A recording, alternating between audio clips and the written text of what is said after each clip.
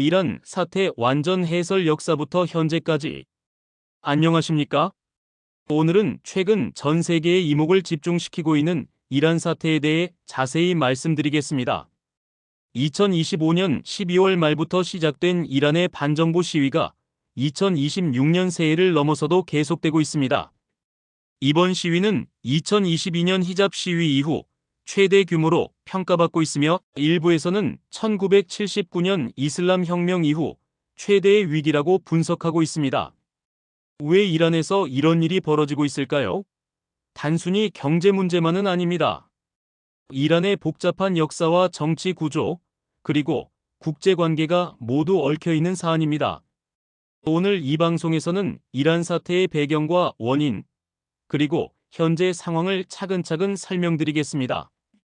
조금 복잡할 수 있지만 최대한 쉽게 풀어드리겠습니다. 일부 이란은 어떤 나라인가? 먼저 이란이라는 나라를 이해해야 합니다. 이란의 정식 국명은 이란 이슬람 공화국입니다. 서아시아에 위치한 나라로 인구는 약 9,300만 명, 국토 면적은 약 165만 제곱킬로미터로 한반도의 약 7.5배 크기입니다. 이란은 우리에게는 다소 낯선 나라일 수 있지만 실은 세계에서 가장 오래된 문명의 발상지 중 하나입니다. 고대 페르시아 제국의 후예이며 찬란한 문화유산을 가진 나라입니다. 하지만 현재의 이란을 이해하려면 1979년을 거슬러 올라가야 합니다. 바로 이슬람 혁명이 일어난 해입니다. 1979년 이전의 이란은 팔라비 왕조가 통치하는 왕정 국가였습니다. 당시 국왕이었던 모하마드 레자 팔라비는 서구화와 근대화 정책을 추진했습니다. 미국과 유럽의 지원을 받으며 경제 발전을 이루기도 했습니다. 그러나 문제가 있었습니다. 경제 발전의 혜택이 일부 계층에만 집중되었고 빈부 격차가 심화되었습니다. 왕정은 점점 독재적으로 변했고 비밀 경찰 조직인 사바크를 통해 반대파를 탄압했습니다. 특히 이슬람 성직자들은 서구화 정책에 강하게 반발했습니다. 전통적인 이슬람 가치가 무너진다고 생각했기 때문입니다. 1977년부터 시작된 반정부 시위는 1978년 전국적으로 확산되었습니다. 상인, 학생, 노동자, 그리고 이슬람 성직자들이 모두 거리로 나왔습니다. 특히 중요한 역할을 한 것은 석유 노동자들의 파업이었습니다. 당시 이란 경제는 석유 수출에 크게 의존하고 있었는데 석유 노동자들이 파업에 들어가자 국가 경제가 마비되었습니다. 결국 1979년 1월 16일 팔라비 국왕은 왕위를 포기하고 이란을 떠나 미국으로 망명했습니다. 그리고 1979년 2월 1일 프랑스에서 망명 생활을 하던 루올라 호메이니가 이란으로 돌아왔습니다. 테헤란 거리를 가득 메운 인파는 무려 600만 명이었다고 합니다. 이들은 호메이니를 이맘, 즉 스승이라 부르며 열렬히 환영했습니다. 1979년 4월 국민투표를 통해 이란은 이슬람 공화국이 되었습니다. 그해 12월에는 새로운 헌법이 제정되었고 호메이니는 최고 지도자가 되었습니다. 이것이 바로 이란 이슬람 혁명입니다. 20세기 세계사에서 매우 중요한 사건으로 1917년 러시아 혁명, 1949년 중국 혁명에 비견될 만한 사건이었습니다. 하지만 이 혁명은 단순한 민주화 혁명이 아니었습니다. 오히려 종교 중심의 신정체제, 즉 이슬람 율법으로 나라를 다스리는 체제를 만들어낸 혁명이었습니다. 이부 이란의 독특한 정치체제. 현재 이란의 정치체제는 세계에서 유례를 찾기 어려운 독특한 형태입니다. 이란은 대통령이 있고 국민이 투표로 대통령을 선출합니다. 겉으로 보면 민주공화국처럼 보입니다. 하지만 실제로는 종교 지도자가 모든 권력을 쥐고 있는 신정국가입니다. 이란의 권력 구조를 이해하려면 두 가지 직책을 알아야 합니다. 첫째는 최고 지도자입니다. 페르시아어로 라흐바르라고 부릅니다. 현재 최고 지도자는 알리 하메네이로 1989년부터 35년 이상 이 자리에 있습니다. 현재 그의 나이는 85세입니다. 최고 지도자는 이슬람 시아파 법학자여야 하며 종신직입니다. 국군 통수권, 사법부 수장 임명권, 그리고 대통령 승인권까지 가지고 있습니다. 둘째는 대통령입니다. 국민의 직접 선거로 선출되지만 최고 지도자보다 권한이 약합니다. 현재 대통령은 마수드 페제시키안으로 2024년에 선출되었습니다. 즉, 이란은 이슬람 신정 체제와 공화정 체제가 결합된 형태입니다. 국민이 투표로 대통령을 뽑지만 그 위에 종교 지도자가 있는 구조입니다. 또 하나 중요한 조직이 있습니다. 바로 이슬람 혁명 수비대, 영어로는 IRGC라고 부릅니다. 이란에는 군대가 두 개 있습니다. 하나는 일반 국군이고 다른 하나가 혁명 수비대입니다. 일반 국군은 외부의 침략으로부터 나라를 지키는 역할을 합니다. 반면 혁명 수비대는 이슬람 체제를 수호하는 역할을 합니다. 혁명 수비대는 1979년 혁명 직후 호메이니가 만든 조직입니다. 처음에는 왕당파의 쿠데타를 막기 위해 만들어졌지만 점차 막강한 권력기관으로 성장했습니다. 현재 혁명 수비대는 약 13만 명의 병력을 가지고 있으며 여기에 바시즈라는 민병대 조직이 추가로 있습니다. 바시즈는 시위 진압과 체제 수호를 담당하는 조직으로 특히 2022년 히잡 시위 당시 여성 시위자들을 폭력적으로 진압해 국제사회의 비난을 받았습니다. 문제는 혁명 수비대가 단순한 군사 조직이 아니라는 점입니다. 이들은 이란 경제의 상당 부분을 장악하고 있습니다. 석유, 건설, 무기 매매 등 다양한 사업을 운영하며 막대한 수익을 올리고 있습니다. 더 심각한 것은 최고 지도자 하메네이 개인의 비자금 조직인 세타드입니다. 파나마 페이퍼즈 사건으로 밝혀진 바에 따르면 하메네이는 케이맨 제도와 리히텐슈타인 같은 조세, 피난처의 비밀 기업들을 설립해 국가 자원인 석유를 빼돌려 개인 재산을 축적했습니다. 국가 GDP가 한국의 6분의 1 수준에 불과한 이란에서 최고 권력자가 국가 자원을 빼돌려 해외에 비자금을 쌓고 있었던 것입니다. 이렇게 축적한 돈은 어디에 쓰였을까요? 중동 지역 곳곳에서 이란의 영향력을 확대하는 데 사용되었습니다. 레바논의 헤즈볼라, 예멘의 후티 반군 등을 지원하는 데 막대한 돈이 들어갔습니다. 정작 이란 국민들은 경제난에 시달리는데 국가 자원은 해외 개입과 권력자들의 배를 불리는 데 쓰이고 있었던 것입니다. 3부 왜 지금 시위가 일어났나? 이번 시위는 2025년 12월 28일 테헤란의 상인들이 파업을 시작하면서 촉발되었습니다. 직접적인 원인은 심각한 경제 위기였습니다. 구체적인 수치를 보겠습니다. 2025년 마지막 몇 달 동안 이란 화폐인 리알의 가치가 폭락했습니다. 2015년에는 한 달러당 32,000 리알 수준이었는데 2025년 12월에는 한 달러당 145만 리알까지 치솟았습니다. 10년 만에 화폐 가치가 44분의 1로 떨어진 것입니다. 여러분이 은행에 예금해둔 돈이 10년 사이에 44분의 1로 줄어들었다고 생각해 보십시오.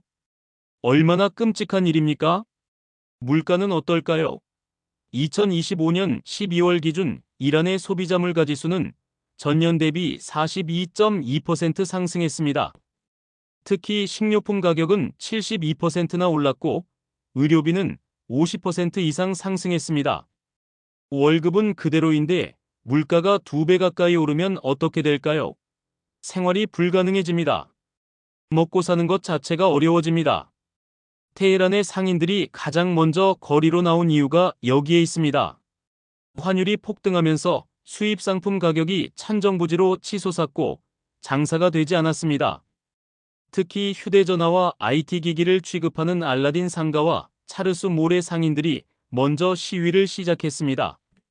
이들은 정부가 외환 시장을 조절하지 못하는 무능함을 보이고 있다며 거리로 나섰습니다. 하지만 경제 위기는 갑자기 온 것이 아닙니다. 여러 요인이 복합적으로 작용했습니다. 첫째, 국제 제재입니다.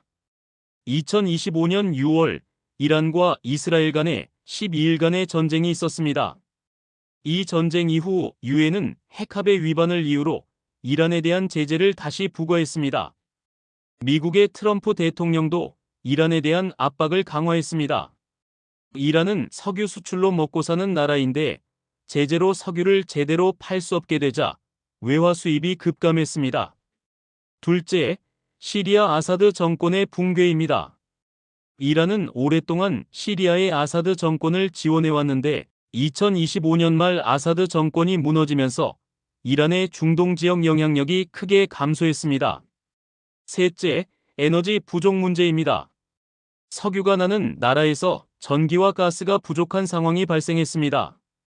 잘못된 관리로 인한 문제였지만 국민들의 생활에 직접적인 타격을 주었습니다. 넷째, 정부의 부패와 무능입니다.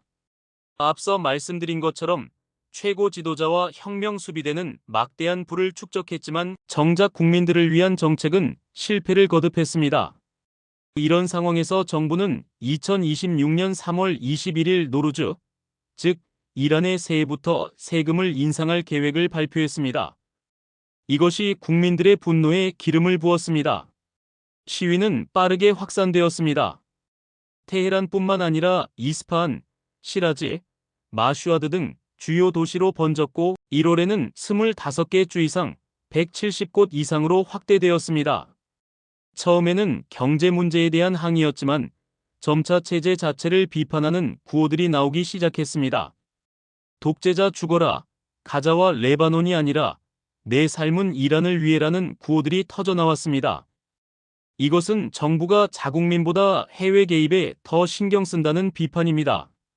더 놀라운 것은 친군 주제 구호도 등장했다는 점입니다. 1979년 이슬람 혁명으로 쫓겨난 팔라비 왕가에 대한 지지를 표명하는 시위대도 나타났습니다. 특히 망명 중인 팔라비 왕가의 후계자인 레자 팔라비가 시위를 공개적으로 지지하면서 일부 시위대는 그의 귀환을 촉구하기도 했습니다. 2026년 1월 8일 레자 팔라비는 이란 표준시 저녁 8시를 기점으로 전국적인 구호 제창을 독려했고 이에 호응한 시위는 더욱 확대되었습니다. 사부 정부의 대응과 국제사회의 반응.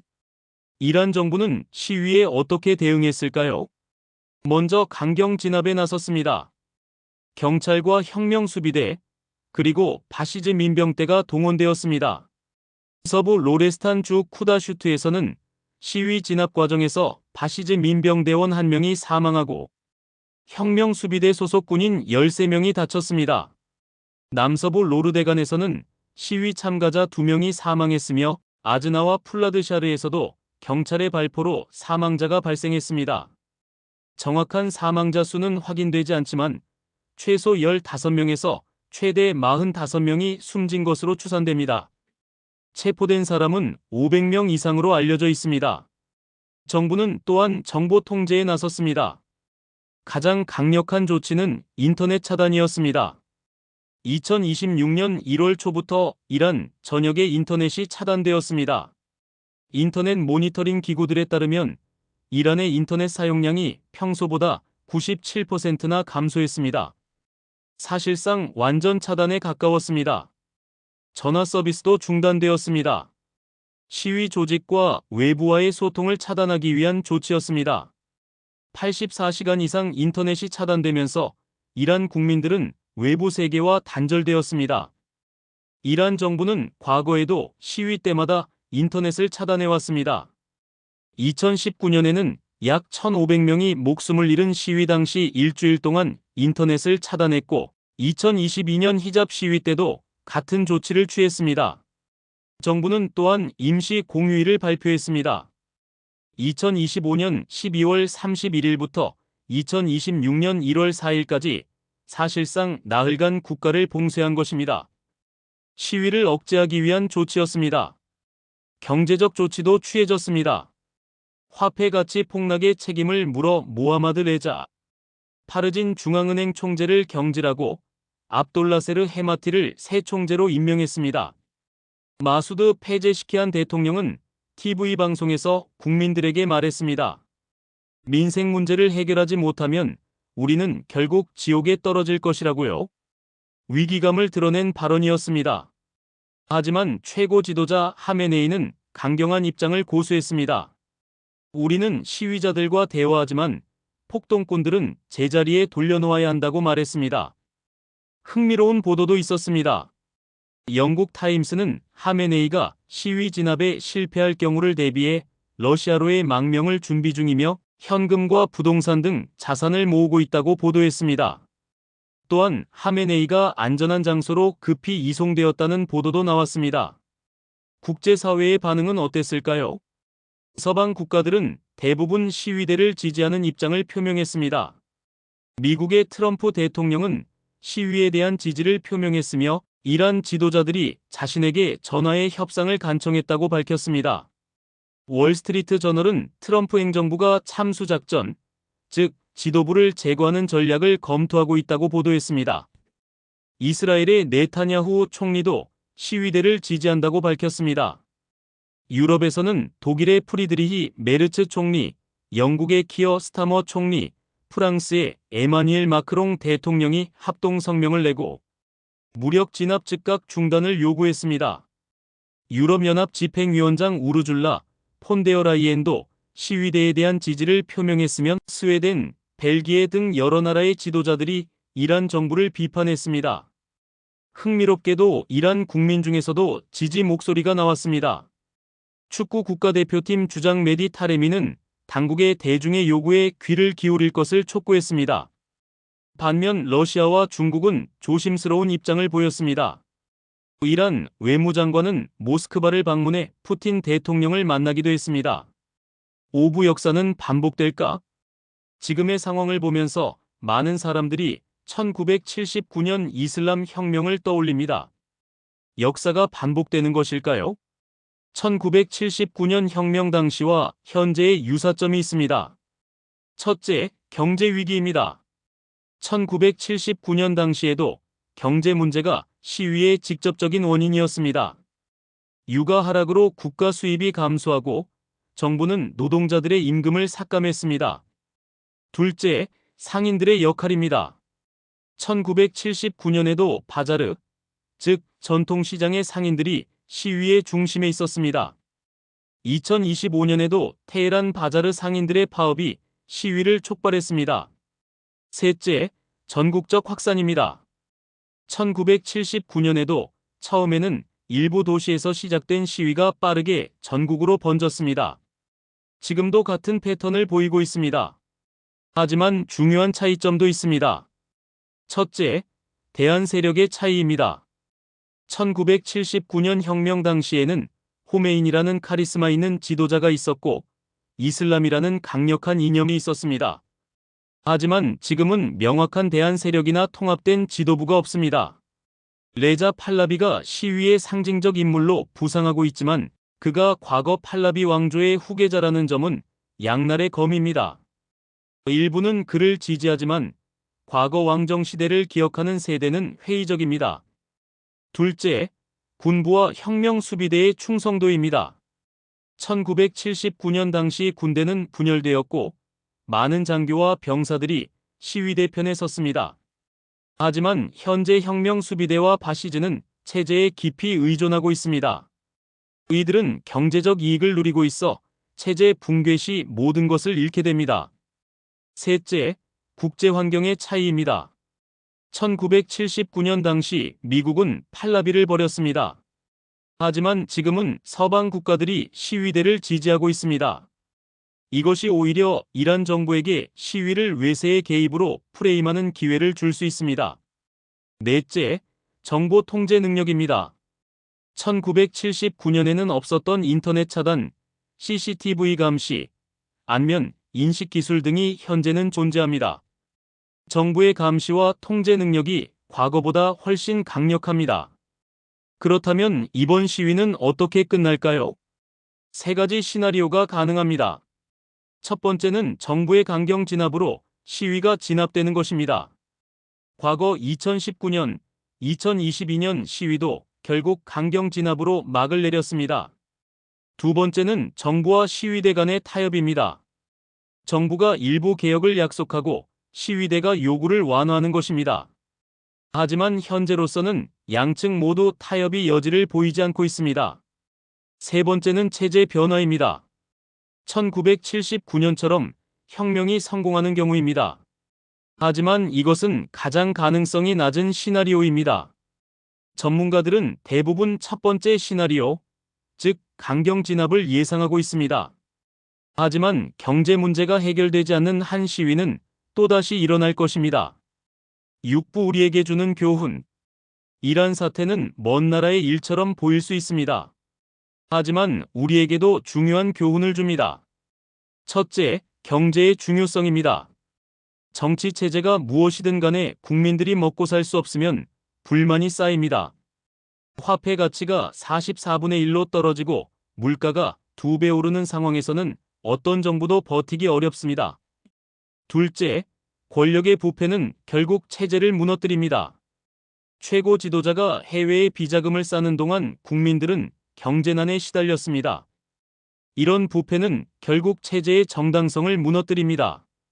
셋째, 정보의 힘입니다. 이란 정부가 인터넷을 차단한 것은 정보의 확산을 두려워했기 때문입니다. 하지만 완전히 차단하는 것은 불가능했습니다.